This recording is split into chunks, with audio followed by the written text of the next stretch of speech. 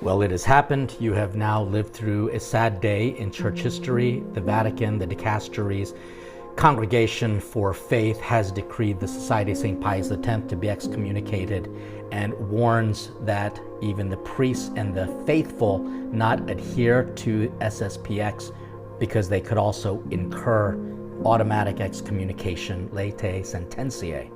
And then they also tell us, and very sadly tell us, that the sacraments are now illicit and that from this point on, SSPX members are not receiving penance and marriage validly. This is a bigger deal than what even Pope Francis allowed for the society. Now, what are we to make of this as Catholics? Well, unless you're a member of SSPX, it doesn't concern you most, but there are going to be a lot of traditionalists that say, well, it seems that this Vatican, Pope Leo is pretty liberal. He can entertain a bunch of liberal people and they don't seem to, smack the hands of people who are creating abuses in liturgy. And trust me, there's a lot of that going on too.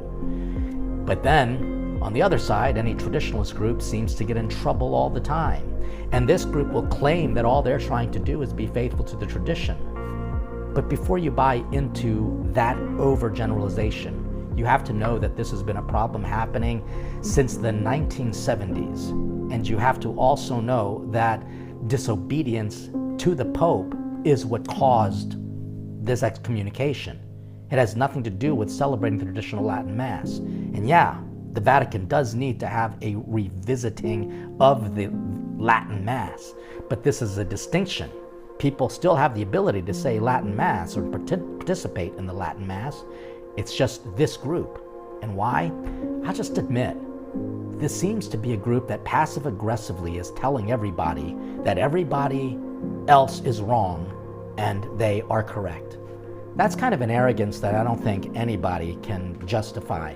Basically, it's like a Protestant group that'll say, you are all wrong.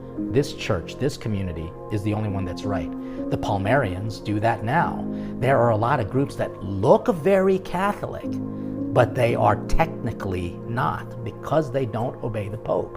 And the obedience of the Pope isn't to him as a person, but it's to the office, that office that keeps us unified.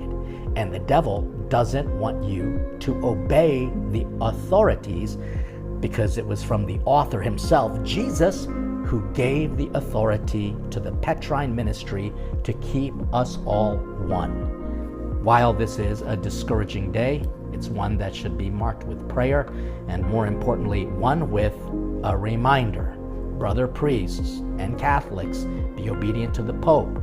But let's also make sure that our liturgies, yes, even in the Novus Ordo, aren't going to become a silly opportunity of pleasantries, but a true sacrifice of the Mass, a re-presentation, a re-participation in the saving acts of Jesus Christ. While now there's going to be a lot of people saying that the Vatican II Mass made everything invalid, they're basically trying to excommunicate Vatican II people. So this is all very sad in its silliness, but it requires us to make a truly obedient response to the Church of Rome and to our prayers. God bless you. Stay hungry for God and stay tuned for more on the Father Leo Show.